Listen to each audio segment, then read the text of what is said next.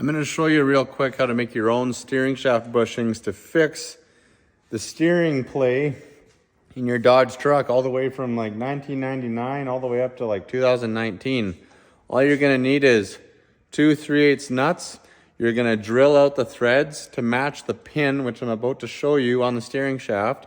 Then you're going to bevel the edge of the nut with your grinder or whatever, and then you're going to tap it in over that pin, and you're on the road, and you don't have to spend $25 on the little CNC bushings on Amazon and wait. 10 minutes from now, you are going to be laughing, sitting in the shop drinking cold snacks. I'm going to show you what I mean. Just look at this here. All right, so that's what it looks like there. Super fast, super cheap, and you can get on the road and do it right now. I bet you by the time you've closed your phone and gone and grabbed the nut, you'll have this whole job done in about 10 minutes, and you'll be back on the road with no steering shaft play, ready to rip.